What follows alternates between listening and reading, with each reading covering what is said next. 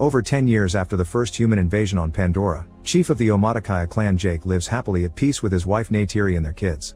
Neteyam, Lo'ak, and Lo'ak are their biological children, but they've also adopted two.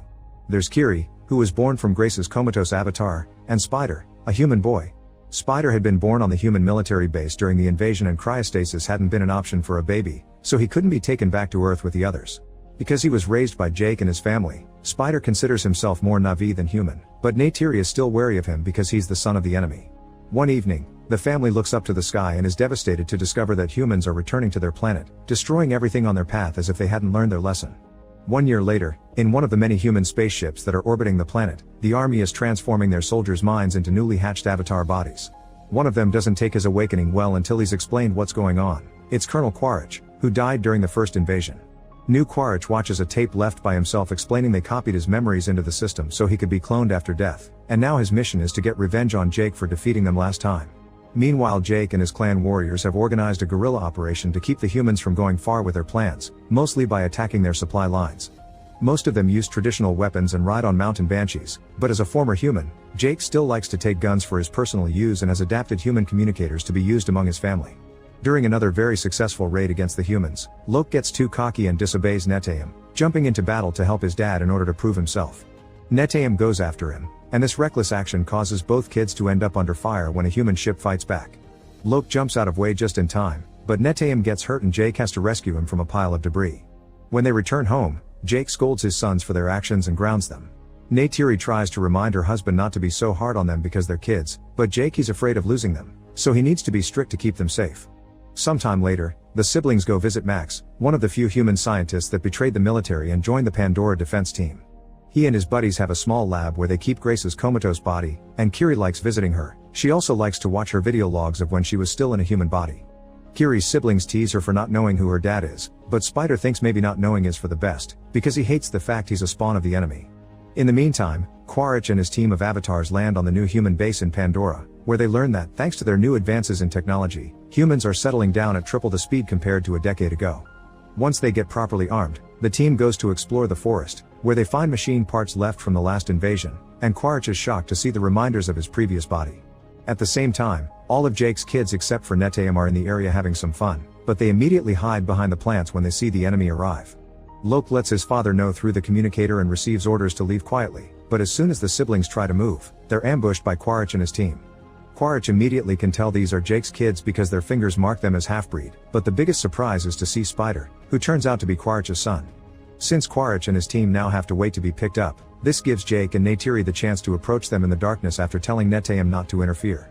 Neytiri makes an animal-like sound to alert the children of her presence before she and Jake begin killing soldiers from the shadows, and the kids know to immediately bite their captors and run away.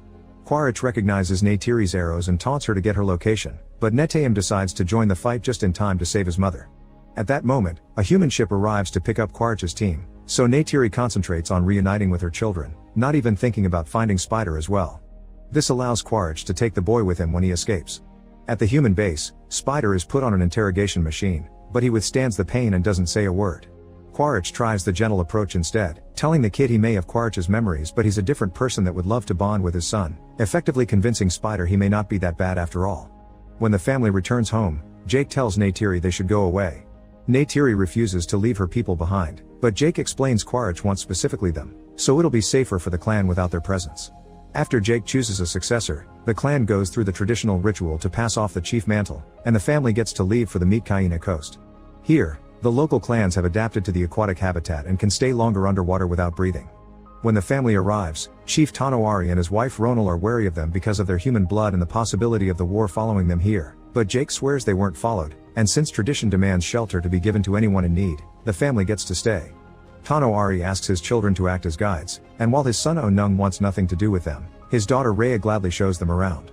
From then on, Jake's family works hard to adapt to the reef life, learning things like riding aquatic creatures called alu and tricks to teach their bodies to be underwater for longer periods of time. It takes them a few tries to get it right, but to everyone's surprise, Kiri doesn't need to learn any extra tricks. She naturally can stay underwater all she wants and she instantly develops a bond with all the creatures of the sea. Meanwhile, Quaritch's team begins taking Spider on their exploring missions, assigning him as their official interpreter. Spider also takes them to a nest of ikrans, dangerous flying creatures that can't be tamed by just anyone. Quaritch gives it a try anyway, confronting the creature to prove himself in combat and accidentally causing them both to fall off the cliff. The team thinks Quaritch is dead and they're ready to return to base, but at the moment, Quaritch makes a triumphant return by riding the tamed Ikran. Back on the reef, Kiri continues to bond with the sea, prompting Aonung and his friends to make fun of her for being a weirdo. Lo'ak comes to her defense and Neteyam quickly follows him to try to keep things diplomatic, but Lo'ak is too hot-headed and starts a fight anyway, so Neteyam has no choice but to help. When the adults finally come to pull them apart, Jake scolds his sons for their actions. He's frustrated by the constant teasing as well, but they have to endure it because they're guests here and they can't afford to be kicked out. Neytiri tries to comfort Kiri, who is upset over the fact she's different even biologically, as proven by a section of her face that she keeps hidden under her hair. Afterward, Lo'ak follows his father's orders and apologizes to Aonung and his friends for the fight. Aonung accepts the apology and takes Lo'ak to a special remote area to teach him how to fish underwater, but while Lo'ak is concentrating on his prey, Aonung and his friends leave because this had been a prank all along. Now Lo'ak's stranded and has to figure out how to come back, but his thoughts are suddenly interrupted when he's hit by a giant sea predator. Lo'ak quickly goes underwater to swim away and hide under the coral, but soon he begins running out of air and has to come out. The predator comes after him as soon as it sees him, but suddenly, a bigger whale-like creature called a tulkun shows up to defeat the predator right as Lo'ak passes out. Seconds later, Lo'ak wakes up on top of the tulkun, who has saved him from drowning. Lo'ak befriends the tulkun and as thanks for the help, he removes a harpoon from its fin left by human whalers. Then the tulkun guides Lo'ak back to the village, although it leaves before it can be seen. Lo'ak reunites with his family and Tanawari tries to apologize for his son, but Lo'ak lies and says it was all his idea. This gets him scolded by Jake again, who calls him the shame of the family.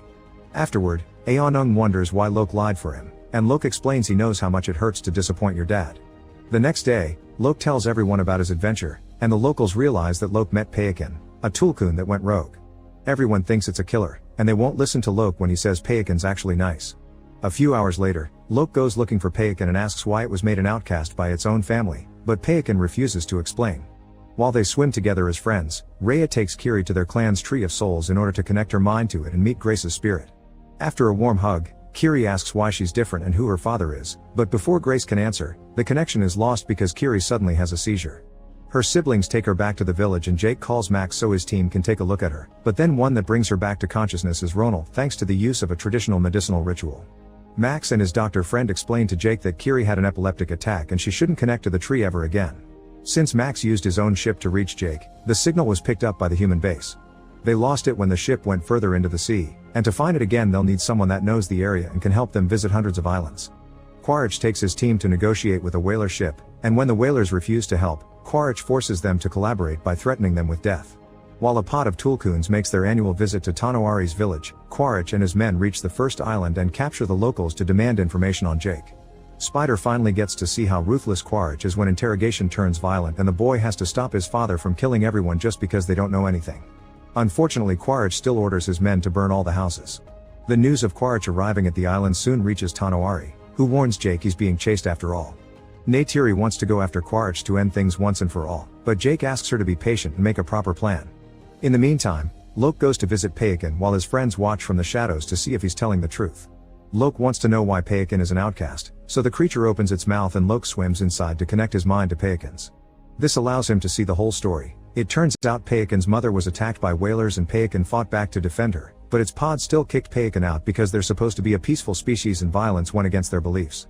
When the kids return to the village, Tanawari and Ronald furiously scold them for disrespecting Tulkun's culture. At the end of the day, only Rhea supports Lo'ak and expresses how proud she is of him. Sometime later, Quaritch realizes that violence won't make the villagers speak, so he agrees to help the whalers hunt the tulkuns, knowing that killing the creatures the locals consider their brothers will draw Jake out of hiding. Now Spider has to watch and discuss how the whalers send up ships to kill the tulkuns with specialized weapons that can track the creatures' noises. To make matters worse, the only reason they hunt tulkuns is to extract their brain enzymes in order to use them in anti-aging remedies, and the rest of the creature is wasted. The whalers throw the bodies back into the ocean and when the villagers find them, they immediately blame Jake and his family for it. They want to go out and fight back, but Jake presents them the tracker he found on a tulkun fin and explains as a trap, so for now, they need to stay put and simply tell the tulkun to swim away for safety. Lo'ak realizes that nobody will warn Payakan because it's an outcast and he goes to do it himself, ignoring the warnings from his brother. Neteyam takes his sisters, Aonung, and Rhea with him to follow Lo'ak, and they find him trying to remove a tracker from Payakan's fin. The group jumps in to help, but it's too late, the tracker has already sent their location to the whaler ship and it's coming for them. The siblings use their communicators to tell Jake of the incoming danger, and Jake alerts the whole village, who immediately grabs their weapons and jumps on their illest to join the fight. The kids manage to remove the tracker and swim away with it to get the attention off Payakan, but this is exactly what Quaritch wanted and he sends his men after them. A rather long chase begins underwater, and since the kids need to stop to breathe, it gives time for the humans to catch up to Lo'ak, Took, and Rhea, and they capture them with a net. As soon as Spider sees his siblings being brought abroad, he tries to fight to rescue them, but he's quickly overpowered by the humans and sent back inside while the kids are to tie the railing. At that moment, Jake and the rest of the villagers show up, but they quickly stop themselves from attacking when they realize their kids are hostages. Quaritch takes Lo'ak's communicator and asks Jake to come alone if he doesn't want to lose his kids, but as Jake begins to come closer, suddenly Payakan shows up and jumps over the ship to land on top of it, destroying it with its fins and tail. It also keeps pushing away the soldiers because the bullets do nothing to it. Now the humans are distracted away from the kids, Jake calls the others to attack the ship, and the whalers turn around their boats to attack Payakan with harpoons, causing it to return to the water. A fierce battle begins between Na'vi and humans, and the Na'vi quickly gain an advantage thanks to their creatures being able to move faster in the sky and hide underwater. Kiri uses her bond with the sea life to send the plants after the submarines, and when the main ship begins catching fire after a boat crashes against it, Spider takes advantage of his position inside to activate the fans and spread the fire all over the vessel. He also begins to destroy the control panel. The ship eventually comes to a stop and begins filling with water. Meanwhile, Jake is going one-on-one against Quaritch. At first they use their weapons, but Jake runs out of bullets and sends his Ikran to attack Quaritch's, which causes both of them to fall into the sea. The whalers go after Payakan, shooting a harpoon with a steel rope at its end, but Payakan does another jump and uses that same rope to destroy the boat. At the main ship, Neteyam finally manages to come aboard and free his people. The girls jump into the water but Lo'ak wants to rescue Spider, so Neteyam has to stay to help his brother. At that moment, one of the soldiers captures Kiri and brings her to the ship to tie her up as well, thus Took convinces Rhea to return to rescue her. As soon as they reach the ship though, Quaritch shows up, pushes Rhea back into the water, and captures Took as well. The humans are already leaving the sinking ship, meaning it's easy for Lo'ak and Neteyam to sneak around and attack them by surprise. As soon as Spider sees them he joins the fight and reunites with his brothers, but soon they have to run because more soldiers show up, opening fire on them. Neteyam makes his brothers jump into the water while he holds the soldiers back with his own weapon. This allows for Rhea to show up in her Alu and offer a ride. They wait for Neteyam to join them, but when their brother finally jumps into the water too, it's revealed that he got wounded by a bullet. The group immediately takes him to a small island so Jake and Neytiri can look at him, but unfortunately, Neteyam dies in their arms. At that moment, Quaritch contacts Jake to tell him he has his daughters and once again asks him to come alone. Jake sends Neytiri away on her Banshee as backup, then returns to the ship with Spider as his guide. Lo'ak is supposed to stay behind, but once again he disobeys orders and goes back to the ship too. The soldiers are in position waiting for Jake at the front, but Spider shows Jake how to sneak inside unseen, giving him the chance to throw a grenade and start a fire. Chaos and confusion follow the explosion, and this is used by Jake and Neytiri to jump in and begin killing soldiers all over the place. Neytiri is in berserker mode because of her grief, and it makes Spider too scared to approach her since he looks like the enemy. Jake manages to reach Took and free her, but Kiri is missing. It turns out Quaritch saw him coming and grabbed Kiri to use as a hostage. This makes Jake drop his weapons and Spider come out of hiding to beg for Kiri's life, prompting Neytiri to jump in as well to grab Spider as her own hostage. She wants to trade a child for a child, and when Quaritch at first says he doesn't care, Neytiri hurts Spider to prove she means it, causing Quaritch to release Kiri to save his son. Neytiri immediately takes all her children to the water to escape, but Jake decides to stay behind to fight Quaritch, otherwise he will return with backup. While the men get into a fierce hand-to-hand battle, the sinking ship goes so deep that it begins turning around and traps Jake, Quaritch, Neytiri, and Took inside. Kiri and Spider manage to stay out, and when Lo'ak shows up looking for his family, the three of them split to cover more ground. Kiri uses her bond with the sea creatures to use as guides to find Neytiri and Took, and these very same creatures are the ones to escort them out of the ship. Meanwhile, Jake finally puts Quaritch in a dangerous hold and finishes him, leaving the body to sink into the sea. After fighting so long underwater he's out of air, but Lo'ak finds him and guides him to a room with some sass to breathe as he reminds him of Rhea's breathing exercises. Spider is also searching and comes across Quaritch, who isn't dead, just unconscious. After lots of internal struggling, Spider decides he can't leave him there and drags his father back to the surface. Payakan also makes a return to rescue Lo'ak and Jake. This act of heroism finally makes Jake tell Lo'ak he's proud of him. While the two of them reunite with Neytiri and the girls, Spider leaves Quaritch on an island and watches his Ikran come to the rescue. When Quaritch wakes up, he tries to make Spider escape with him, but Spider ignores him and jumps back into the water to reunite his family. Sometime later, the family gives Neteyam a burial following the traditions of Tanoari's clan. Once the ritual has been properly finished and Neteyam is one with nature, Jake and Neytiri connect their minds to the Tree of Souls. This way they get to visit Neteyam's soul one last time. Make sure to subscribe and turn on notifications so you can watch more videos like this. Thanks for watching.